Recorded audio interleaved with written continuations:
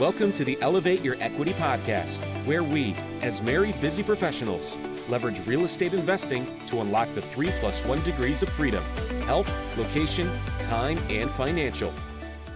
Today, we've got an amazing guest on the show. His name is Mr. Jason Wright. And Jason, for those who don't know him, is a speaker, author, entrepreneur, consultant, and a digital marketing architect. Very interesting. With a passion for helping real estate investors and entrepreneurs with their sales funnels. Jason prides himself in his ability to connect with people and speak with them in a language that they understand. And Jason's able to design successful marketing plans, all the while keeping a positive attitude and sense of humor along the way. And man, that is a welcome addition to this industry. So Jason, it is great to have you on board. How are you today? I'm doing great, man. Thank you for inviting me on. I'm excited to be here. Absolutely. Thank you for coming on the show as well. So let's start like we usually do at the beginning.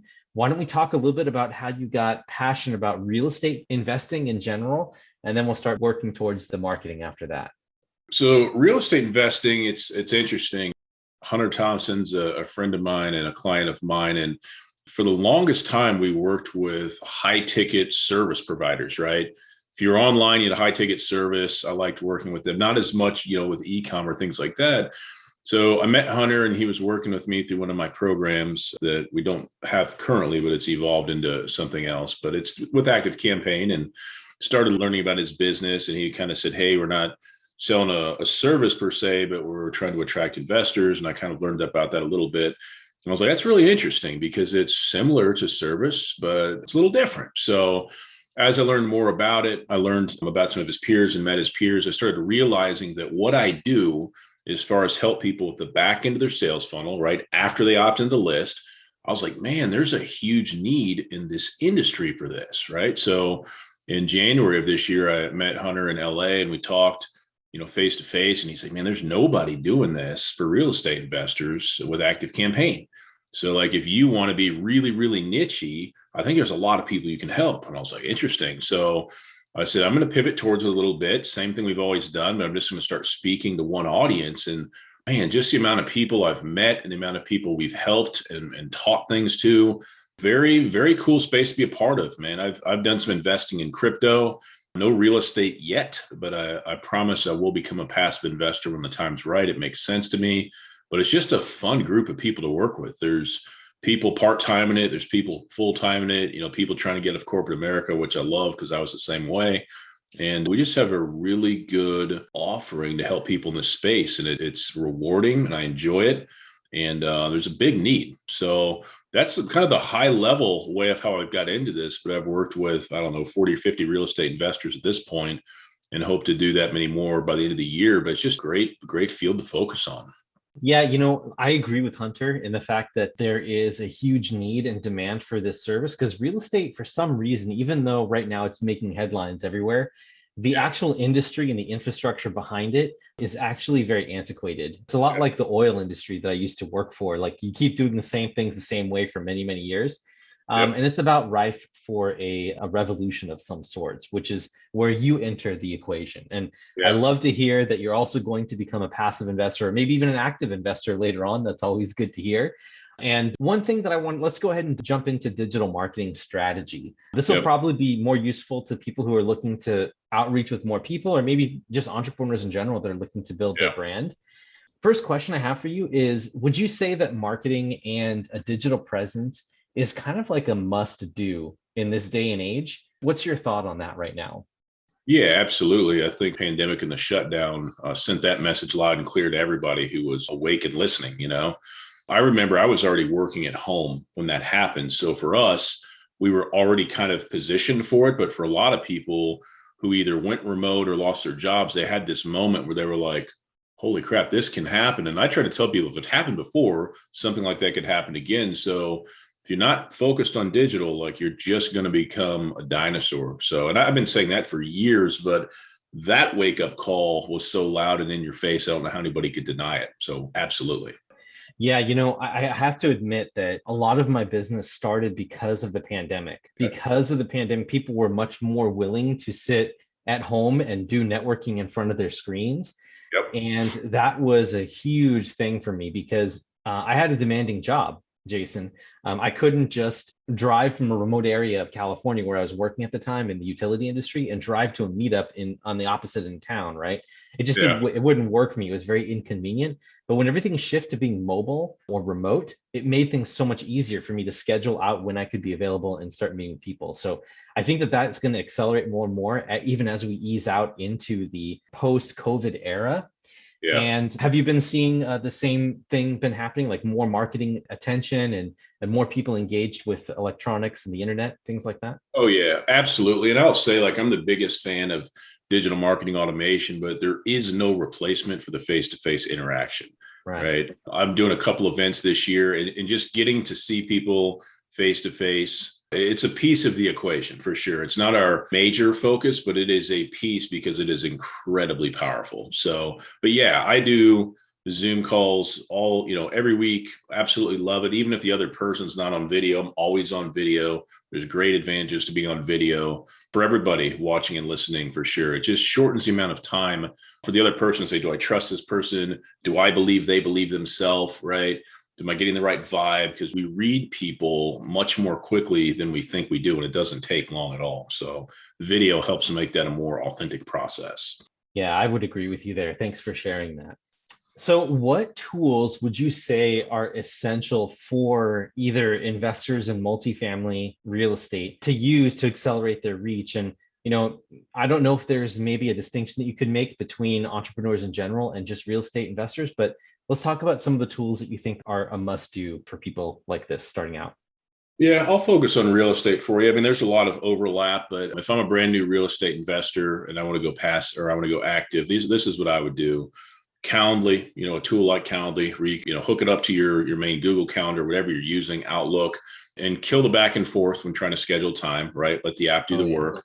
That's a must. I'm a big fan of Loom. I make a ton of screen share videos to train my team, to educate clients, answer questions. It's phenomenal. Absolutely phenomenal. For an investor, you're going to need, and I'm going to kind of go outside of the question a little bit, but I'll circle back. There's three parts of the sales funnel, and everybody wants to focus on them. They're in the wrong order naturally, right? So the first piece is traffic. You should be doing that last, not first. Second piece is the front end. So that's in the good number 2 spot. And then the final piece is the back end. The back end is going to be your CRM/email marketing or marketing automation tool, because why would you invite people over to a party? The party doesn't have a location and there's nothing there yet, right? It's a little awkward and weird, and you're wasting people's time because there's nothing waiting for them. So if you think of your marketing in the same way, before you start talking to potential passive investors, have a plan on what's going to happen after they join your list. So I would recommend some kind of a tool like ActiveCampaign to help with the CRM and the marketing. You probably want an investor portal, especially if you're working on your own deals. There's a bunch out there. You probably could give better recommendations than I, but big ones that I see that play well with other tech are like, I think it's InvestNext, Syndication Pro, there's a million more. And then having some kind of a website, right? Website is good for giving information, terrible for conversions. What do I mean when I say conversions? Getting people on your list from your website, you might get 0.5 to 1% of people. So for every 100 people that see your ebook, you might get one. Now, if you take the same ebook and you put it on its own landing page where the only thing they can do is either opt in or leave, conversions are going to go up 20%. So some things to think about there. But so just a couple, 3 or 4 basic tools can really take you a long way, doing this online. And also it's very scalable as well. Yeah, I love this. I love this concept for sure. As far as like website goes, do you think that it's absolutely essential for someone to have a website to start out with? Or do you think that like having some offerings, like maybe what we call lead magnets in this business, which is essentially like a packet of information that's a takeaway thing that you can envision as an electronic binder or a PDF that's got some sort of powerful message in it or that caters to some audience? Do you think that just having those and then supplementing that with a website is good for like presence, or like how would you recommend some people start out with that? Yeah, and I'll even help further define a lead magnet. Anything of value exchanged for somebody's time, right? So booking 20 minutes on my calendar, you're giving me your email address. That's essentially a lead magnet, right? Anytime you build a lead magnet, if you always think it should be worth $25 or more, you're in the right ballpark. We tend to go fast and cheap with lead magnets, and then we wonder why nobody wants our stuff. Something to think about there. But You could use a LinkedIn profile and a couple of landing pages and probably do just fine, honestly. What do people use my website, my blogs for? I think they go to check on me, right? After people hear about me, I see them. They'll look at me on LinkedIn. They'll jump in some Facebook groups. I'm like, okay, they're checking me out to make sure things feel the same everywhere. So is a website essential? It's not essential, but I would say at least a LinkedIn profile and a landing page would be pretty good, Right. I think one thing too that I'm just going to share with you, Jason, that's maybe useful to you and the audience as well listening here. Check my analytics on my website, and it turns out that my most visited page, even more than my own homepage, at least in terms of like time, right? The amount of time people spend, is the About Us section, which points exactly to what you're saying. People are looking around to kind of sniff and see whether or not who you are as a person is in alignment with what message is getting out there. So I love that advice. That's good stuff. Yeah. Now we also use, our website right now as like a hub for our podcast, our book, and things like that. So I'm selfishly asking you right now whether or not you think it's a good idea to tie them together, or if it's good to just instead direct people directly to the page. So if they have the option to navigate to other parts of the website, but that's kind of what I have right now set up. Whenever I do lead magnets, our menu bar still shows up for them to click out into, but they have their own landing pages. Is that something you'd recommend? Yeah, I think it's smart. So my website is admittedly a blend of WordPress and ClickFunnels. So you've got 300 or 400 blogs on there. So we've got the blog page. I have a podcast that's been on kind of a hiatus for a bit. 199 episodes there. And the website, like I said, it's great for information. It's good for SEO, brings people in. But when we shared our podcast, a lot of times we would share them to those individual podcast pages as well. Something else you could do in the footer of your email is you can have what I call a passive, like potential investor journey, basically. And it's like step 1, here's our social stuff in our podcast. Step 2, schedule some time with me to talk about your goals. Step 3, you can sign up for my portal if you want to, where you can basically quietly walk people kind of through your value ladder, your funnel, without talking about it in your email. So giving people the option to kind of navigate their own journey is a really nice tip as well. Yeah, I love this. Thank you for sharing that. Great stuff there. Okay, so let's talk a little bit about social media. I know that right now we've been talking about funnels and what the funnel looks like. But what about getting people in? That's going to be the general thing. And I know that like you said, it starts with making sure you have a party to go to. You got to have a lead magnet. And some people refer to a deal package or a sample deal package, especially if you haven't done one yet, right? Saying, this is kind of what I want to pursue, or this is the type of criteria that I'm going to buy. And here's what it's going to look like. So having something there, assuming that that's already in place, do you recommend, or do you have some sort of social media strategy that you can advise people on to getting people inside the funnel?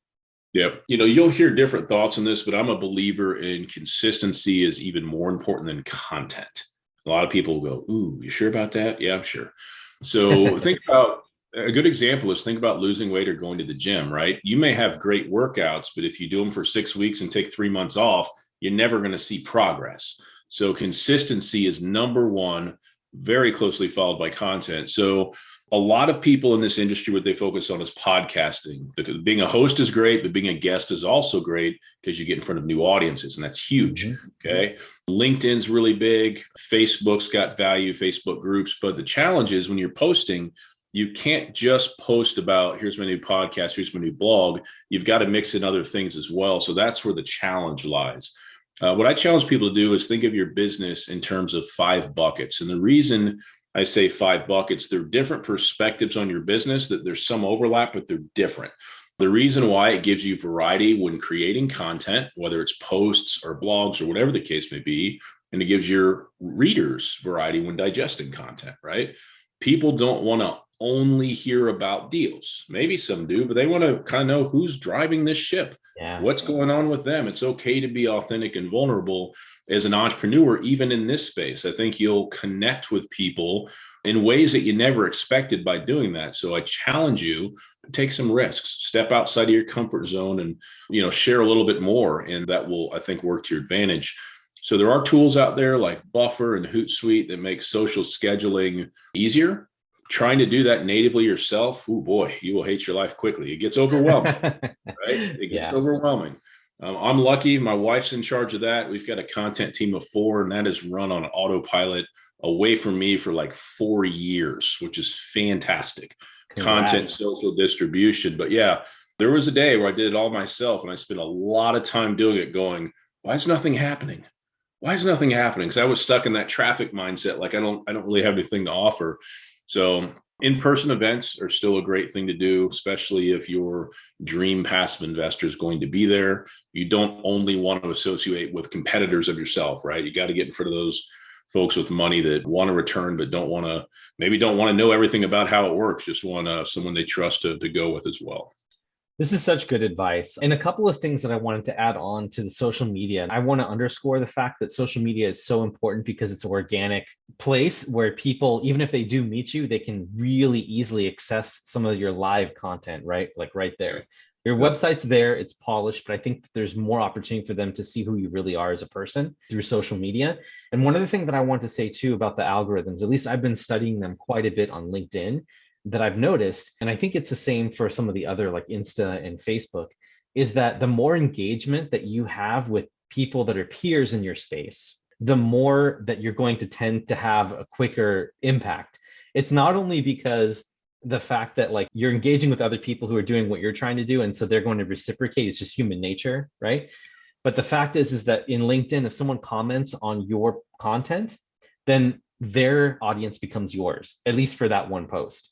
Yep. And that gives you an opportunity for you to give another data point. Someone can like or thumbs up something. And as soon as they thumbs up something, then you know who that person is. And you can, if you're set up on the back end, have a virtual assistant help you and pull that information out to either send an email or a direct message out, however you want to do it. Find out what it is they liked about that content or that comment, right?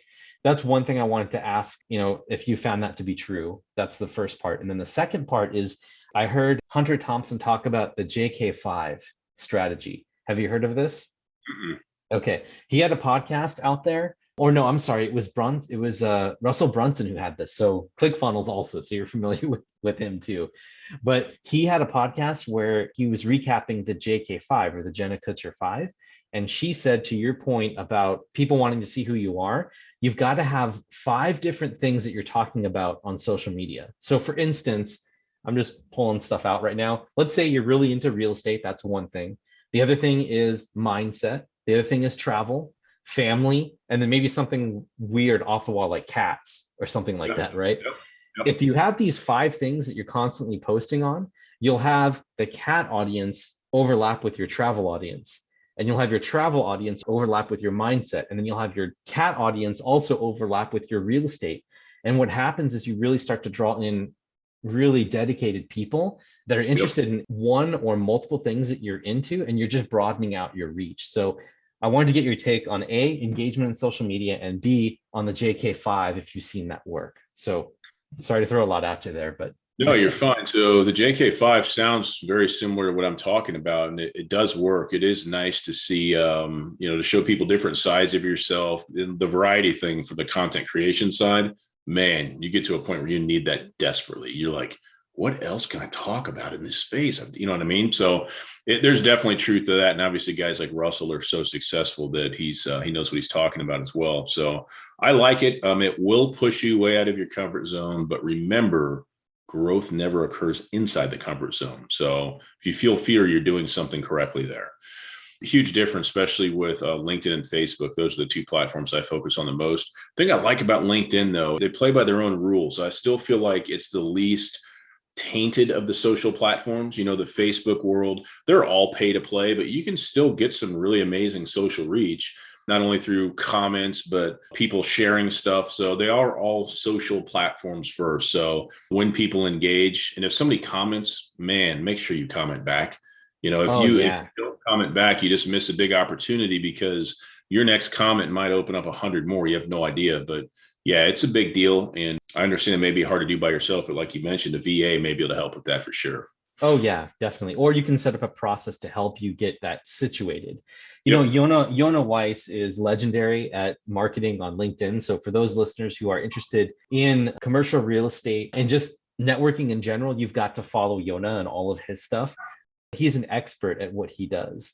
And he gave the advice too, Jason, of sometimes you don't even have to have your own content. That's the beauty of this. If you find a piece of content that's really good and you have a very thoughtful, insightful thing to say about it, right? If that post goes viral, your comment as the top rated and most viewed comment goes along with it. Oh, yeah. And that's one way to really enhance your network. As a matter of fact, that happened to me with one of Ray Dalio's posts, where Ray Dalio actually sat and wrote back to me on my comment and my question on one of his posts that went viral. And Nice. I was able to increase my following by like 200 people. It was insane keeping up with all the connection requests that came in. It was an incredible way to kind of, get some of this social media following there. I just thought I would bring that up. But yeah, these are excellent strategies for people who are starting up in their own business and looking for some social media reach. I would say too that social media isn't everything, right? You got to have some follow through behind it. So can you talk a little bit about what, Hunter does with social media and his funnels, how he sets it up for success, or what you've seen work for a lot of people that are doing great things in multifamily? From a high level, I think social media can, we'll say, start the conversation, but having a process behind that, right? To, a lot of people in this industry, it begins with a phone call, right? If somebody's potentially interested in investing or in a deal or whatever, you got to know who you're talking to. You got to know what's going on. So having a plan beyond the initial interaction to get them on a call is probably my best advice. And then when you have a call, this is the biggest mistake I see in this industry. Nobody has a plan what happens after the first phone call, right? Automation can be wildly helpful to you as far as maybe nurturing a potential accredited investor to become an investor with you, nurturing them through email, text, ringless voicemail, all the above. Those are things that nobody does, but it can make a really big difference. So, don't rely on the legal pad, don't rely on one phone call, but thinking a little bit longer term, like, hey, this new relationship, this journey may take longer than one interaction, and it mostly always does. So having a good solid plan for that and the follow-up is what I would say. I love this. Great advice. I think it's something that's overlooked, and I'm actually guilty of this too myself. But the good news is that, Jason, as soon as it becomes visible, then you're making progress, right? Because you realize what it is that you're doing wrong. So okay. One thing that I want to ask about, because you're well known, at least in the Raise Masters community that Hunter Thompson has set up, is CRMs, right? And managing the content that goes out to potential investors or contacts and getting the CRM set up. Would you mind walking us through a little bit about what it is that you can do for people who are getting started and why it's important to have a CRM for all of this? Automation. Yeah, sure. Yeah, no problem. So we help clients. We're very niche, right? We work exclusively with real estate investors now, exclusively an active campaign. So we have this little tiny blue ocean that I don't think anybody else is playing in, which is great for us. But what we do is we take somebody's business where it's at. We work on the back end of their sales funnel, right? I said earlier in the show, we always recommend starting with the end in mind. So work with the back end first, then the front end, and then the traffic. And what we can do is we can either bolt up that CRM to the website if it exists now or in the future when it's done. So we help once people join the email list.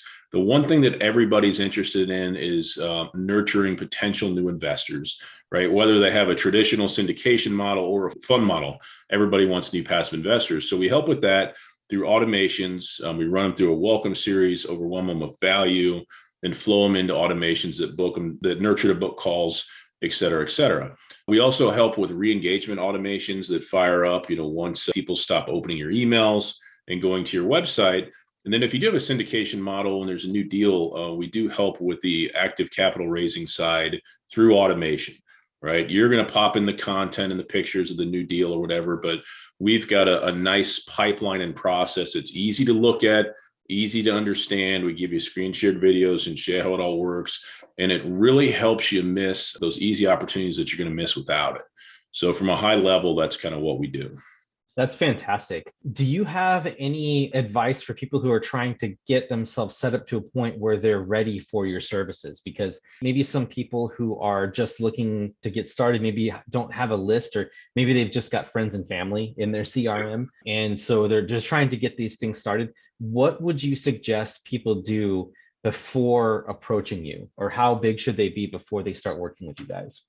And I'll actually come at a different angle and say that that's one of the biggest mistakes people make is think they get to a certain level first.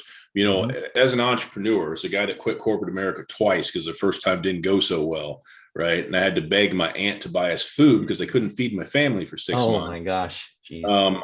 I tell people that you can come to me with no list and nothing because you still need the foundation, right? If what we do is the foundation of the house, don't start building your dream house roof first. It doesn't make any sense. So you don't need anything when you come to us because it's all foundational anyway. That's what I would tell people. A lot of people will get in their own head and they'll say, no, I've got to get I can't decide on which color blue I want in my logo. And I'm like, take sloppy, imperfect action, make forward progress every day. In 3 years from now, you'll be glad you did because you can always improve stuff on the way. But waiting till things are perfect, it's a limiting belief. It's a struggle with what's between your ears. It has nothing to do with your business or my business. I have that conversation all the time. So I hope that resonates with somebody. It does. Yeah, absolutely. And now that I think about it, I realize I asked the wrong question. So unfortunately, you don't have the ability to go back and edit that out because you had such a good answer that it's going to make no sense without context behind it. So, oh well. It is what it is now. Yeah. So one thing I want to ask you here before we head into the final segment of the show here is you talked a little bit about how you tried to escape your W-2 or your corporate America twice. Can you talk to us a little bit about that? Because, a lot of people are trying to also do that themselves. And maybe we can hear a good story about how that worked out for you. Yep. I was in HR. I worked in HR for about 7 years and some sales as well. And I was working for this family-owned company, and the old man that started was making like $300 million a year. I'm like, good God, this guy's got houses all over the world, but he's not even a nice guy. Like I was like, if a jerk can make this kind of money, surely I can just make enough money from home to pay my bills. Like I'm not asking for much. So I was tired of the commute, tired of having no control, tired of just not having any interest with what I was doing. Right? I was like, I'm going to make something happen. So I couldn't get my wife on board with, let me just quit my job and figure it out. So I'd have some kind of a plan. So have you seen those high-end neighborhood magazines that a lot of communities are doing? Have you ever seen those? Yeah. So I was trying to start a magazine with Best Version Media, and they were great, but my heart wasn't in it. So I convinced her to let me quit my job. The day after I quit, I went and bought a brand new Infiniti with no job, which was the first red flag for my wife. I said, it'll be fine. I've got 6 months worth of savings. We'll be good. So I started selling these ads in this magazine, but it never went to print. So I didn't sell enough. So it means I made $0, right? 2.5 months, we were out of money. I remember sitting down actually on the floor above where I'm at now going, okay, next month's bills are due, looking at the bank going, we've got a problem. Like I have no idea. So I had to reach out to one of my mom's aunts and say, hey, I'm in this situation. I'm not sorry because I believe in what I'm doing. I just don't know what I'm doing yet. Can you help me buy food? Because I can't feed the kids. And she was like, I don't know. I'll get back to you. So she agreed to help me with food. I went and got a job at FedEx for the insurance. And I started landscaping in the neighborhood and selling outdoor stuff, anything I could do to get going. Started making a little money online, writing content, blogging. Upwork was my big lead source. And then I eventually started noticing like, hey, a lot of people looking for the marketing help that I'm just learning how to do for myself. So I'd pick up some of those jobs and I was like, okay, I'm making a little bit of money. Fast forward, I went back to corporate America for about 1.5 years and started making more on the side than it was in the day job. Then my wife's like, now you go. So we quit in March of, it was about 4 years ago. So that'd be 2018. And by the end of the year, we did 100 grand in revenue, digital services, 9 months. So I was like, I think we can grow this from here. So we've just niched down and pivoted ever since, but it's having control over your time and having no earning potential is a wonderful thing. If it were easy, everybody would do it. Oh, okay? For sure. I'll just say the one big piece of advice I'd give people, 2 pieces. And this is me giving myself advice from 4 years ago. So you get to be a fly on the wall.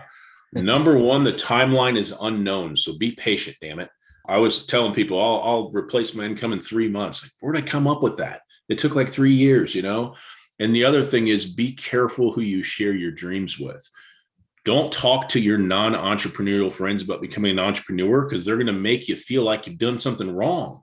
You're going to be like, oh my God, I'm crazy. Am I crazy? I think I'm crazy. Everybody says I'm crazy. That may include your parents. It may include your spouse. If people aren't in a place you want to be careful what you share with them because you may not like what they have to say. That's all I got. That's beautiful. I love it. I think Yep. one thing that I really want to expand on here too, before we start heading into the final segment of the show, is that I noticed that your wife was really hesitant, especially when you bought your luxury car. Yeah. And it, for me, at least for me, my wife is my source of strength. There would be no way that I'd be where I am right now without her visionary mindset and her ability to test the norms, right? What life says you're supposed to be doing is and doing it. And so she knows my blind spots. She knows where I'm upset and happy. And so I think there's something to be said about that intuition there, where you could have saved yourself a lot of pain and suffering. Although you could make an argument too that you got to where you were because of all of that, right? Because you put Yep. yourself Yep. on the line. So Yep. I figure like there's a good message here that listening to your spouse, if they're worthy of your trust, and hopefully they are because you married them,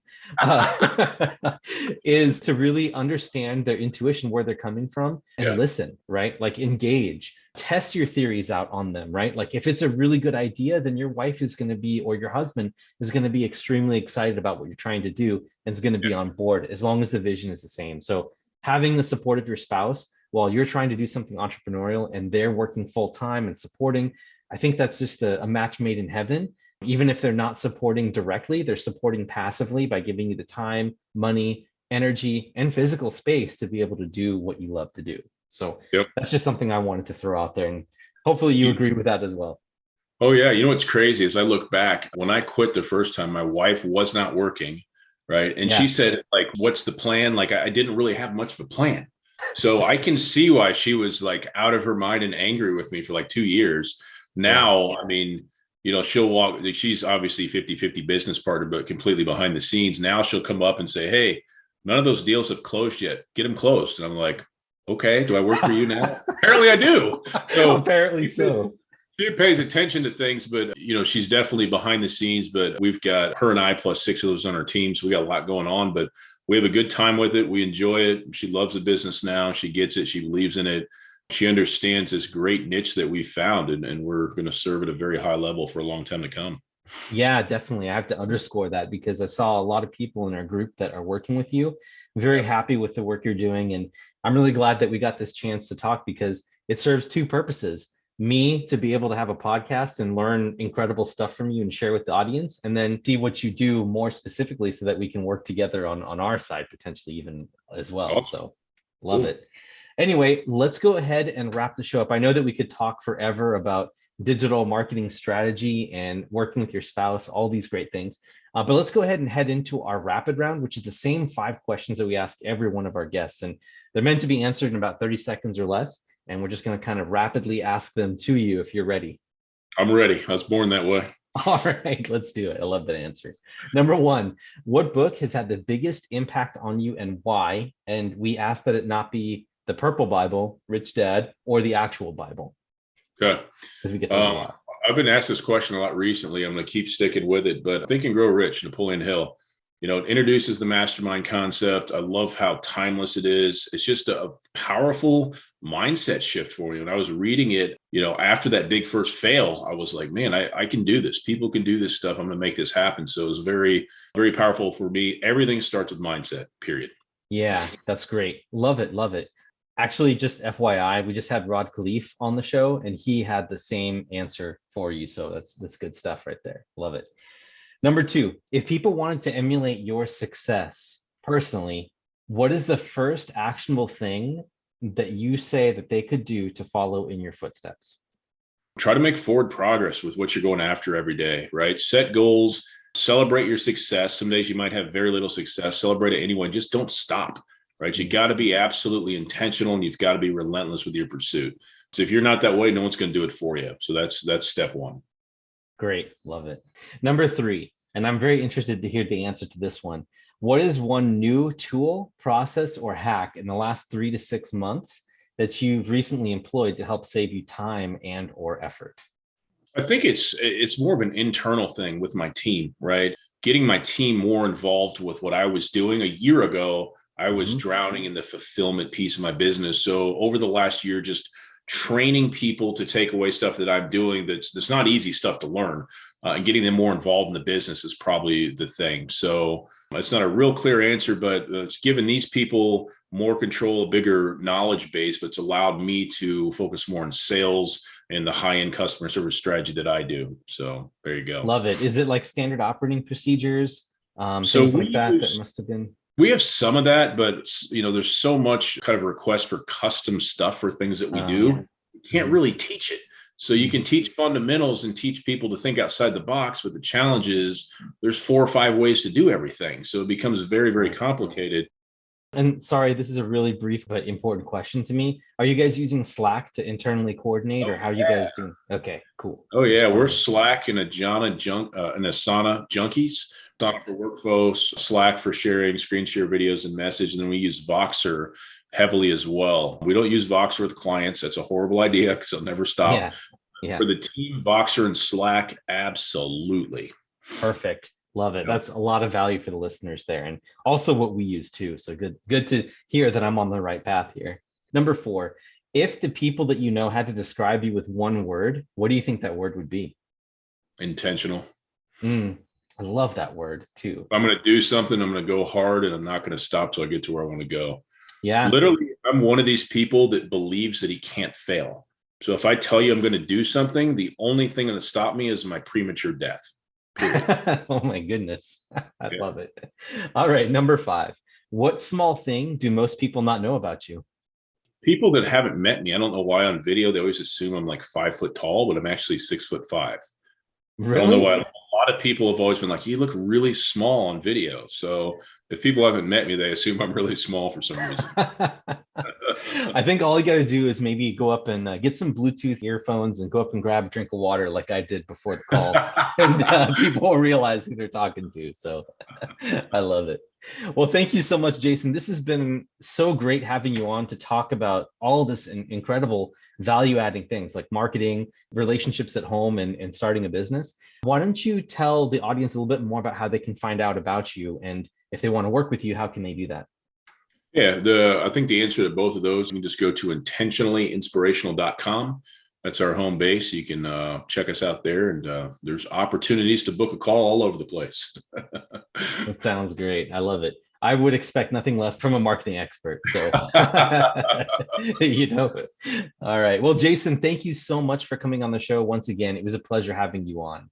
Yeah, thank you. This was great. Appreciate it. Yeah, absolutely. And for you listeners out there who have listened to this point, we want to thank you as well. And please, wherever you're watching or listening this podcast, we'd really appreciate it if you could like, comment, subscribe, rate or review the podcast itself on iTunes or Spotify, and just engage with us in general, because the more engagement we get, the more, as Jason can tell you, we're appeasing the algorithm gods. And the more we appease the algorithm gods, the more exposure we get, and then the more great guests like Jason we can have on the show to add more value to you and your fellow cohorts. So this is Derek. We are signing off for the day. Thanks, everyone.